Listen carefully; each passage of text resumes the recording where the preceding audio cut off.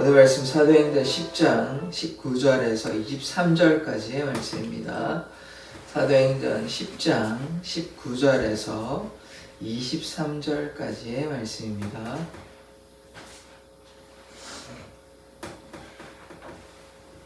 저와 여러분이 교독하도록 하겠습니다.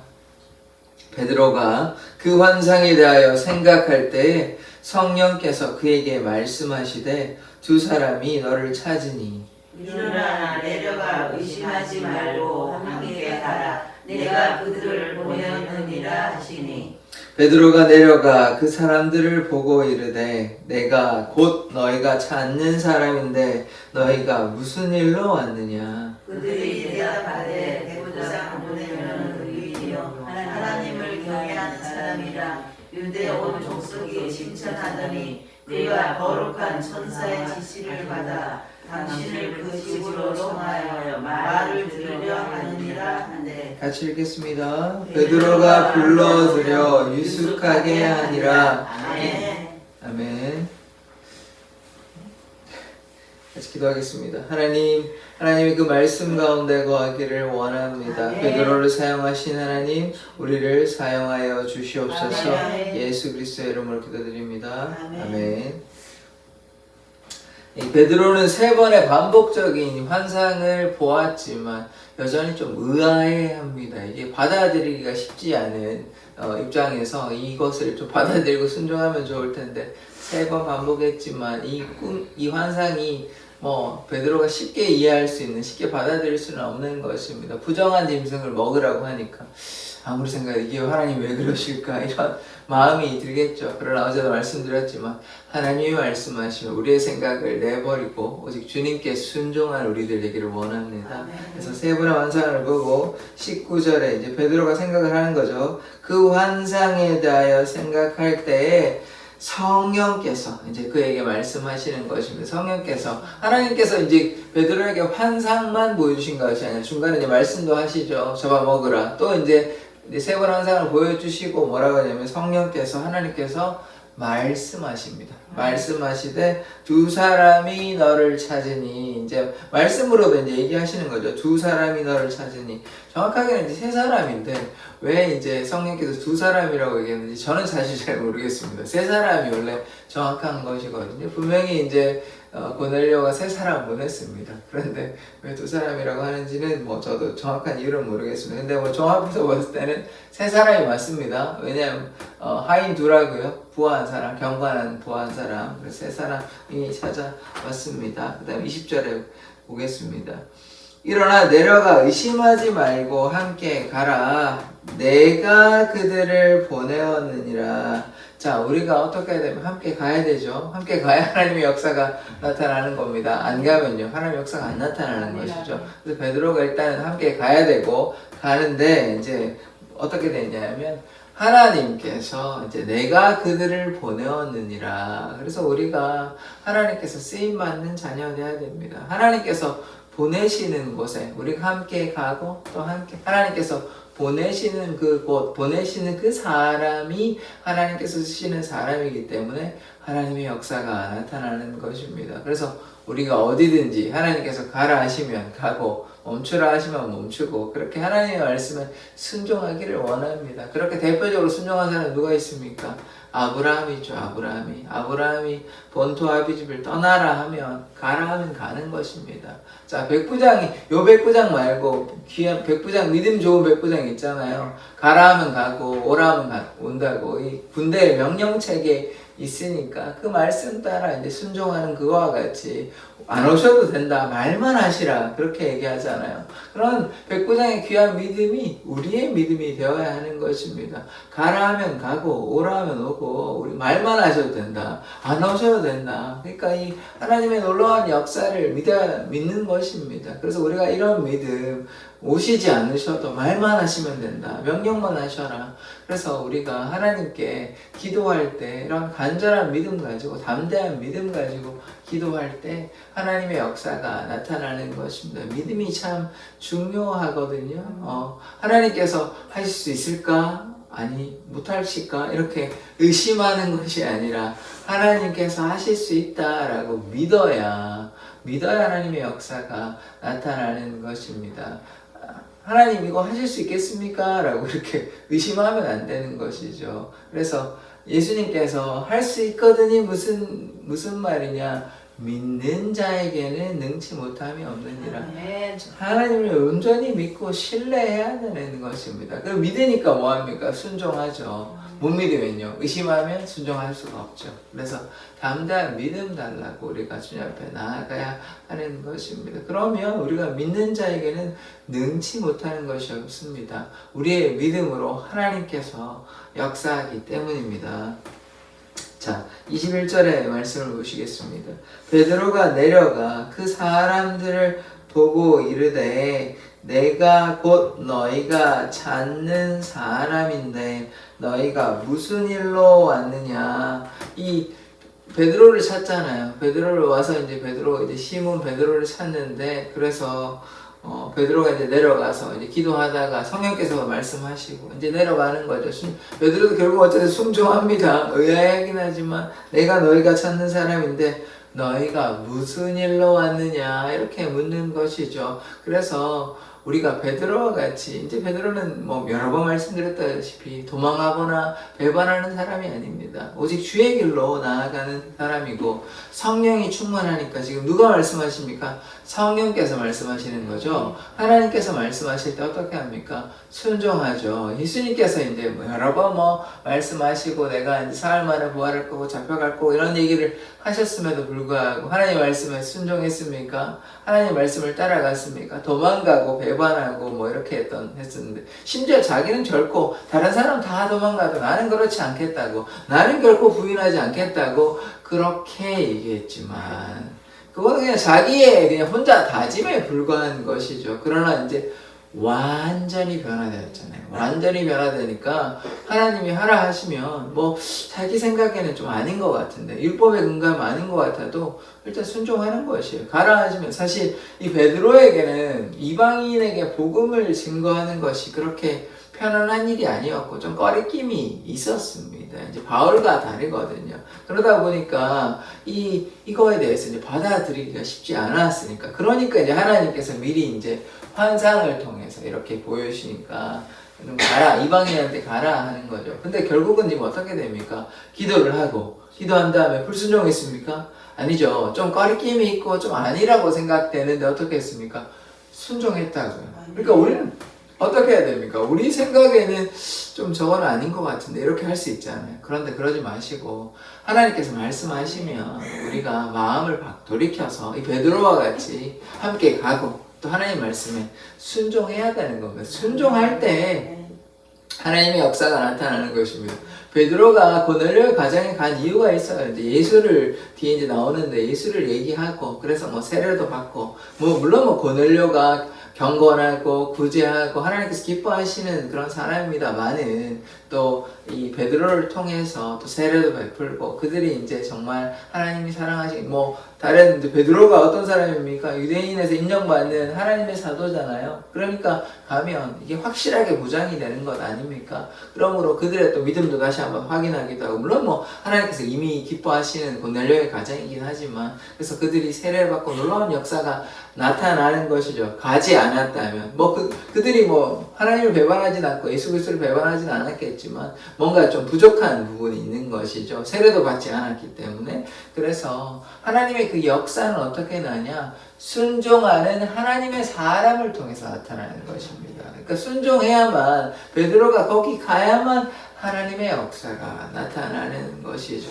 그래서 누군가는 순종해야 됩니다. 누군가는 한 사람이라도, 적어도 최소 한 사람이라도 순종을 할 때 하나님의 역사가 나타나는 것이지, 바알에 무릎 꿇지 않은 7,000명의 사람들이 있고 갈멜산에서 누가 대결했습니까? 엘리야가 있었잖아요. 이 가뭄이요. 뭐 가뭄도 하나님의 그들이 불순종하고 우상숭배해서 악을 행해서 이제 가뭄이 왔기 때문에 그래서 엘리야가 가서 갈멜산에서 대결해야 되는 것이죠. 누군가는 하나님의 복음을 증거해야 되고 하나님 말씀 따라 순종해야 합니다. 세상이 다 나를 버린다 하더라도 하나님께서 우리를 버리시지 않잖아요. 하나님께서 우리를 붙잡아 주시니 우리가 하나님 앞에 나아가야 되는 거죠. 그것이 참된 믿음인 거죠. 그것이 이제 베드로가 순종할 수 있는 이유인 것입니다. 베드로가 전에는 도망자요 이랬잖아요. 배반자요 이랬잖아요. 근데 예수님 만나고 부활하신 예수님 만나고 성령 충만하고 완전히 이제 변화가 되었기 때문에 더 이상 돌이키지 않아요. 어떤 상황이 생겨도 뭐 옥에 갇히고 사람들이 위협하고 자기의 생명이 좀 뭐 그런 위기에 온다 할지라도 개의치 않습니다. 왜요? 내 삶의 주인은 하나님이시기 때문입니다. 이제 우리가 그러한 삶 살아갈 때 이런 하나님의 역사가 나타나는 것입니다. 그렇게 하니까 뭐 하나님께서 말씀하시면 뭐 조금 의심스럽기도 하고 이게 왜 그런가 하긴 하지만 그러나 돌이켜서 순종하면서 나아가는 것이에요. 그러니까 전혀 어떤 환경이나 상황이나 자기의 생각에 따라 살아가는 것이 아니라 오직 주님만 바라보고 믿음으로 나아가야 되는 것입니다. 그것이 우리의 삶이 되어야 하는 것이죠. 십자가의 길로 나아가야 됩니다. 생명의 길로 나아가야 하는 것이에요. 그러니까 이제 베드로가 고넬료한테 가면 이제 내일 장면에서 볼 텐데 고넬료에 가서 이제 설교도 하고 또 세례도 베풀고 이런 장면들을 계속해서 보게 되는 것이거든요. 그래서 우리가 하나님께 꼭 순종하는 우리들 되기를 원합니다. 순종할 때 하나님의 역사가 나타납니다. 순종해서 고넬료의 가정에 가서 하나님의 역사가 나타나는 것이지 여기 가만히 있으면 안 되는 거잖아요. 순종해서 룻다도 가고 욥바도 가고 중풍병자 애니아도 고치고 죽었던 다비다도 살리고 그런 하나님의 역사가 뭐 하니까요? 순종하니까 나타나는 것입니다. 그래서 우리가 꼭 순종하기를 원합니다. 순종할 때 순종이 뭐보다 낫다 그랬습니까? 제사보다 낫다 그랬어요. 순종해야 되는 것입니다. 공의와 정의를 사랑하는 것이 여호와께서 기뻐하시는 겁니다. 뭐보다? 제사보다 공의와 정의를 행하는 것. 그게 무엇입니까? 공의와 정의를 행한다는 말은 결국 하나님의 말씀에 따라 살아간다는 것. 결국 그 말씀이 결국 순종인 것입니다. 그래서 하나님의 말씀을 따라가는 것, 하나님의 뜻 안에 거하는 것이 순종이에요. 그러니까 그게 뭐보다 낫다? 제사보다 나은 것입니다. 그래서 우리가 주님 앞에 온전한 예배를 드리고 주님께 순종하는 삶 살아가기를 원합니다. 자, 22절의 말씀을 보겠습니다. 그들이 대답하되 이제 하인들이 얘기하는 것이죠. 백부장 고넬료는 의인이요. 지금 고넬료에 대해서 설명을 하는 것입니다. 왜냐하면 고넬료가 직접 온 게 아니고 하인들을 보냈으니까 하인이 고넬료는 어떠한 사람인지는 이제 얘기하는 장면인 것이죠. 고넬료는 의인이요. 백부장은 말씀드렸다시피 이달리아 부대를 이끄는 100명의 군사를 이끄는 사람이 지휘관이에요. 고넬료는 의인이요. 하나님을 경외하는 사람입니다. 자, 우리도 어때야 됩니까? 의인이 돼야 되죠. 의인은 어떻게 됩니까? 우리의 노력으로 됩니까? 아니요. 우리의 노력으로 될 수는 없습니다. 의인은 예수 보혈의 공로로 예수님의 십자가의 보혈로 우리가 제사함을 받고 그래서 우리가 의인이라 칭함받는 것입니다. 다시 말해서 예수님의 보혈이 아니면 우리는 무엇입니까? 그냥 죄인인 거예요. 죄인. 예수님의 보혈로 우리가 의인이 되었으니까 어떻게 됩니까? 날마다 예수님의 보혈의 공로를 의지해야 됩니다. 그래서 우리가 예수님의 피, 예수님의 보혈로 우리가 깨끗함을 받았으니까 자, 출애굽기 할 때 기억나십니까? 문틀에 인방에 뭐 발랐어요?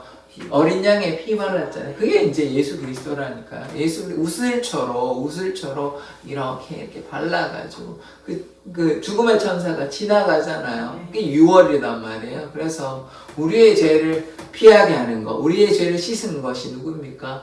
예수 그리스도의 보혈. 어린 양의 보혈로 우리가 더 이상 죄인이 아니라 의인이 된 것입니다. 그래서 우리가 의인이 되어야 됩니다. 그러면 뭔 말입니까? 그리스도 안에 거해야 되고 그리스도 뜻 안에 거하고 그리스도의 보혈의 공로를 의지하는 자가 의인인 것입니다. 또 의인이 돼야 되고 또 어떻게 됩니까? 하나님을 경외하는 자. 아멘, 아멘. 하나님을 경외하는 것이 얼마나 중요한 것입니까? 자, 하나님을 경외하는 것, 여호와를 경외하는 것이 무엇입니까? 지혜의 근본이에요.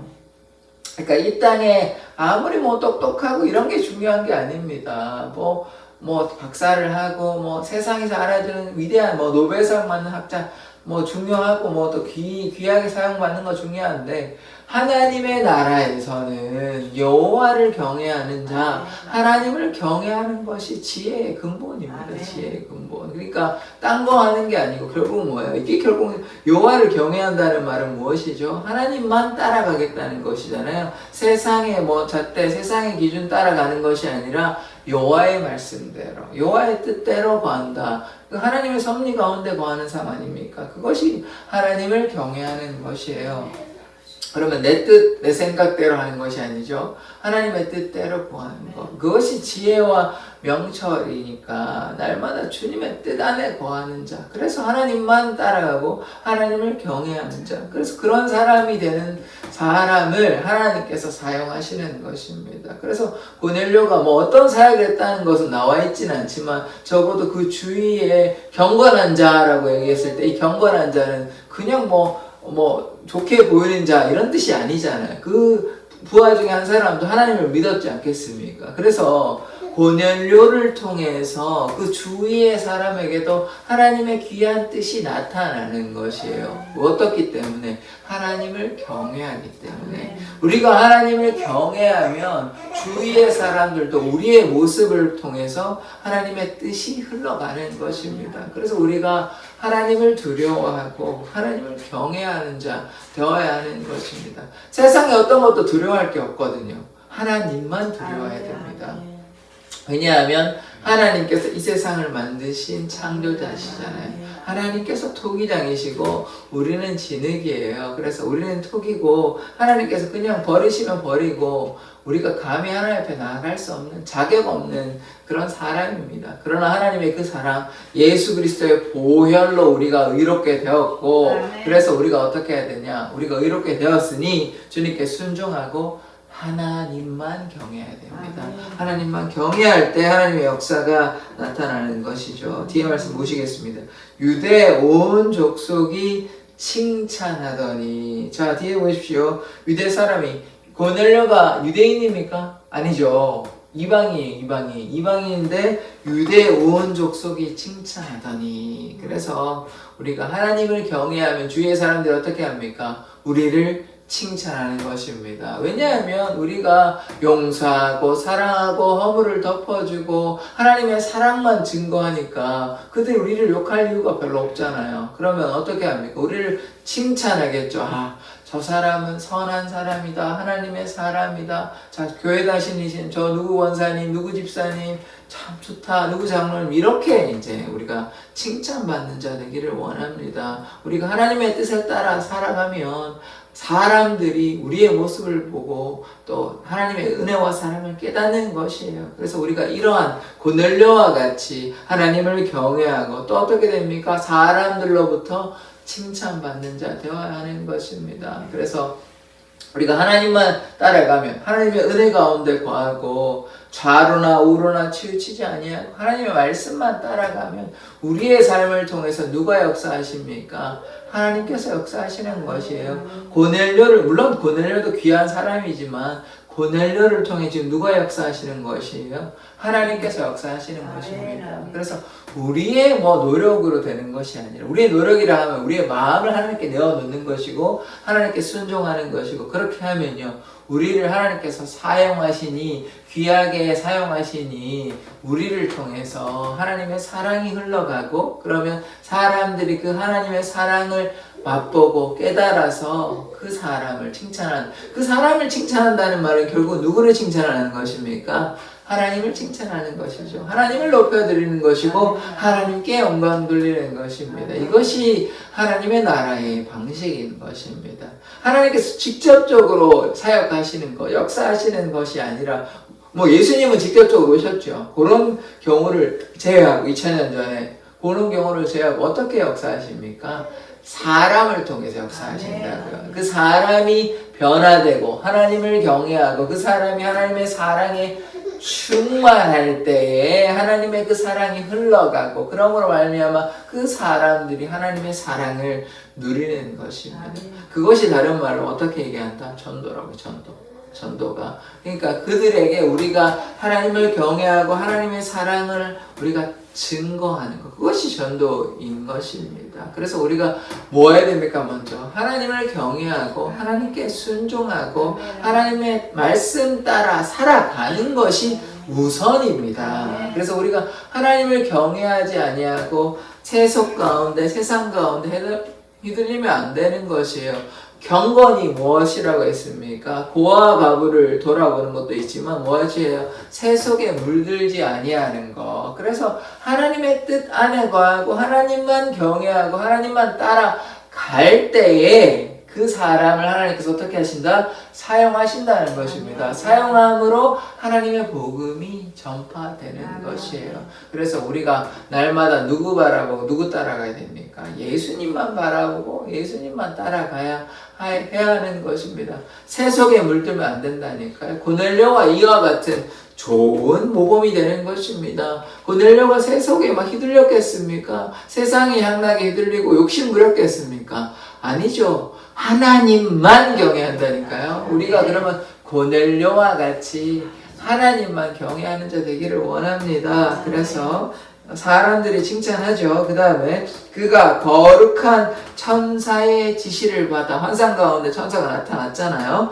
당신은 그 집으로 청하여 말을 들으려 하느니라 한데, 그래서 요런 일련의 과정을 베드로에게 설명해 주는 것입니다. 그래서 지금 하나님께서 고넬료에게만 역사하신 것이 아니죠. 자, 고넬료에게도 역사하시고 또 베드로에게도 역사하셨고, 그래서 하나된 일치된 마음을 주셨다는 것. 그것이 중요한 것이죠. 하나님께서도 고넬료에게도 말씀하시고 베드로에게도 말씀하시고 또 우리에게도 하나님도 이와 같이 말씀하시는 것입니다. 하나님은 하나이십니다. 하나. 그래서 분쟁과 다툼이 있는 것이 아니죠. 하나 되면 어떻게 됩니까? 서로 용서하고 용납하고 품어주니까 교회가 그래서 어떻게 돼야 돼요?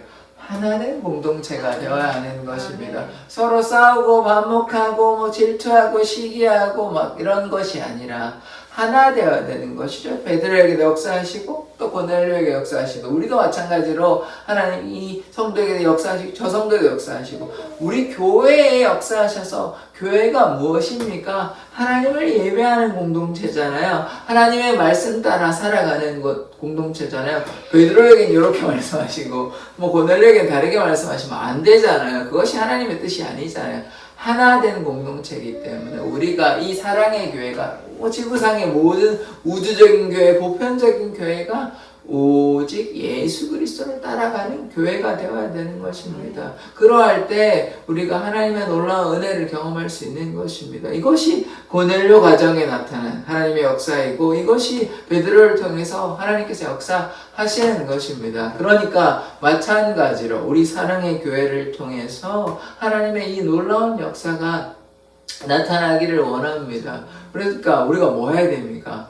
기도해야 되죠? 기도했잖아요. 베드로가 기도하니까 그냥 가만히 있는데, 물론 가만히 있을 때 하나님의 또 놀라운 은혜가 가만히 있을 때 임할 수도 있지만 뭐 했습니까? 지금 기도했잖아요. 기도함으로 환상을 본 거예요. 그냥 가만히 있다가 하나님께서 베드로야, 그래서 예 여기 있습니다 라고 얘기한 것이 아니라 지금 기도했다니까요. 기도하고 또 성령 충만함을 받고, 그 전에 이미 성령 충만을 하지만 그 다음에 또 뭐합니까? 하나님을 경외하니까. 고넬료도 마찬가지죠. 기도와 구제에 힘쓰잖아요. 기도가 상달되었다 그랬잖아요. 하나님 기억되었다 그랬잖아요. 그러니까 제가 기도를 얼마나 얘기했습니까? 며칠 전에. 그래서 기도해야 되고, 기도할 때 하나님께 순종하니까 하나님의 놀라운 역사가 이렇게 나타나는 것이에요. 그러면 교회가 어떻게 이끌어져야 됩니까? 하나님께서 교회를 어떻게 이끌어 가신다고요? 기도해야 된다니까요. 성도들이 기도해야 하나님의 뜻을 깨닫고 하나님의 뜻에 순종하고 하나님의 놀라운 역사가 나타나는 것이지, 만약에 교회가 교회 성도를 얘기하는 거겠죠. 잠자고 영적인 뜻입니다. 기도하지 않으면 교회는 어떤 것입니까? 뭐 살아있으나 죽은 거와 다름이 영적으로 죽은 거와 다름이 없기 때문에 그러니까 교회가 뭐 해야 됩니까? 기도해야 된다니까. 기도해야 교회가 살아나고 하나님의 사랑이 흘러나고 기도가 다른 말로 어떻게 얘기할 수 있나요? 하나님을 경외하는 거라니까요. 기도한다는 말은 무엇입니까? 내 뜻대로 내 마음대로 하는 것이 아니라 하나님의 뜻대로 순종한다는 거 아닙니까? 그게 경외라니까요. 하나님을 경외하는 것이 지혜의 근본입니다. 그래서 기도하는 것이 하나님을 경외하는 것이고 하나님을 경외하는 것이 지혜이기 때문에 내가 세상의 뜻 구하지 아니하고 하나님의 뜻을 구하겠다. 이것이 기도입니다. 그래서 우리가 기도할 때 이런 놀라운 역사가 나타나는 것입니다. 베드로가 기도했잖아요. 기도할 때 하나님께서 환상을 보여주시고 성령께서 말씀하셨어요. 기도 안 할 때가 아니라 기도할 때. 고넬료도 마찬가지죠. 고넬료가 기도할 때 주의 천사가 나타나신 것입니다. 그래서 우리가 어떻게 해야 돼요? 기도해야 돼요.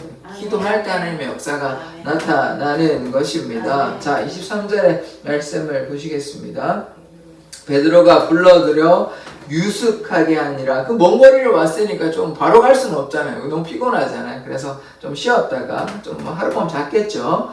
유숙하게 하니라. 이튿날 일어나 그들과 함께 갈새 욥바에서 온 어떤 형제들도 함께 가니라. 뒤에 말씀을 보면 욥바의 6 형제라 그러거든요. 그래서 이 사람들도 이런 놀라운 역사를 보게 되는 것입니다. 그래서 베드로만 갔다면 이거 나중에 이제 너네가 이제 나중에 말씀해 볼 텐데 그 말씀에 보면 왜 이방인과 식사를 했어? 그러니까 다른 말로 왜 이방인 전도했어? 이런 용어로 이제 트집을 잡거든요. 그들이 뭐 그냥 할례 받은 유대인인데 그들이 예수님을 부정하는 사람들이 아니고 예수님을 믿는 사람인데도 불구하고 이방인에게 복음을 증거하는 것에서 잘 이해를 못하는 것이에요. 그런데 지금 누가 있습니까? 6 형제. 나중에 6 형제라고 나오는데 이 형제들이 있어서 요게 이제 베드로를 좀 변호하는 데 도움이 됩니다. 마찬가지로 지금 바울에게 누가 있었습니까? 바나바가 있었죠. 바울이 회심해서 변화가 되었는데 사울이 이제 변화되었는데 아무도 안 믿어주니까 당연히 뭐 그럴 수밖에 없죠. 불과 한 10일 전만 해도 2주 전만 해도 예수님을 박해하던 사람이 갑자기 예수님을 위해서 살게 됐다고 와서 막 완전히 다른 사람이 돼서 오니까 그래서 바나바가 거기를 중재해 준다고요. 이 사람이 회심하고 변화되었다는 걸 설명해 주니까 그래서 예루살렘의 교회 일원을 받아들이는 거거든요. 마찬가지로 요 6 형제들이 있었습니다. 베드로가 혼자 간 게 아니고 6 형제들과 함께 고넬료에 가게 됩니다. 욥바에 있는 6 형제들. 이 사람들이 있어서 예수님을 따라가는 사람이겠죠, 당연히. 그래서 그렇게 이제 함께 갔다는 사실이 중요한 것입니다. 그래서 지금 무엇을 얘기하냐면 우리 혼자 하면 뭐 하나님의 역사가 나타날 수 있을 혼자 해도 하나님의 역사가 나타날 수 있긴 합니다. 대단한 뭐 엘리야 같은 경우에 이제 갈멜사에서 851로 뭐 싸워도 하나님의 역사가 혼자도 사용할 수 있긴 합니다. 그러나 또 다른 경우는 어떻게 해야 됩니까? 혼자 하는 게 아니라 사람들과 연합하는 것이 대부분이거든요. 지금 베드로가 물론 하나님의 역사가 임하니까 베드로를 통해서 하는 거지만 누구와 함께 가요? 6 형제와 함께 하는 것입니다. 그래서 우리가 함께 함으로 하나님의 역사가 나타나는 것입니다. 베드로가 그냥 혼자 뭐 이렇게 하는 것이 중요한 게 아니잖아요. 고넬료에게 다시 한번 또 복음의 말씀을 증거하고 또 6 형제들이 또 같이 따라감으로 하나님께서 뭐합니까? 이방인들도 사랑하시는구나. 그것을 그냥 말로만 듣는 것이 아니라 보고 그 현장에서 깨닫는 것입니다. 그래서 이런 놀라운 역사가 우리에게 필요한 것이에요. 우리가 그냥 말로만 그냥 들음으로 사는 것이 아니라 직접적인 현장에서 선교 현장에 가보기도 하고 우리가 또 체험하는 이런 신앙이 참 중요하거든요. 성령이 우리 가운데 임할 때 우리가 방언도 하기도 하고 또 꿈과 환상을 보기도 하고 예언하기도 하고 이런 우리가 기적의 역사, 하나님의 역사, 성령의 체험을 우리가 받을 때 우리의 믿음이 견고한데 우리가 신앙이 오래된다. 제가 저번에 한번 예로 한번 말씀드린 적이 있잖아요. 제 예전에 그 지휘하던 집사님이 남자 집사님이었는데 그분이 이제 교회를 뭐 한 20년 다녔을 거예요. 그런데 그분이 이제 신앙이 깊지 못하는 것이에요.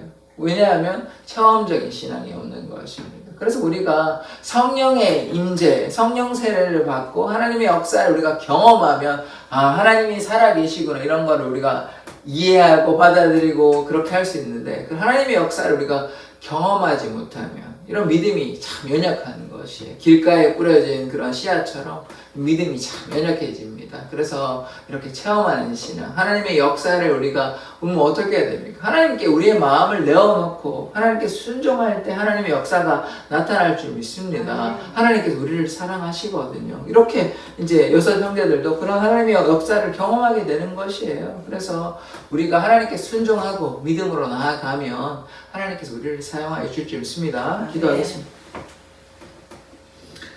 하나님께서 이 베드로를 사용하심을 믿습니다. 경건한 고넬료를 통해서 그 주위에 하나님의 사랑을 증거하였고 또 이 베드로를 통하여 하나님의 그 사랑과 하나님의 복음이 나타나였듯이 우리가 날마다 주님께 순종함으로 또 날마다 기도함으로 하나님의 그 놀라운 역사가 우리의 삶을 통해 나타나게 하여 주시옵소서. 감사드리며 예수 그리스도의 이름으로 기도드립니다.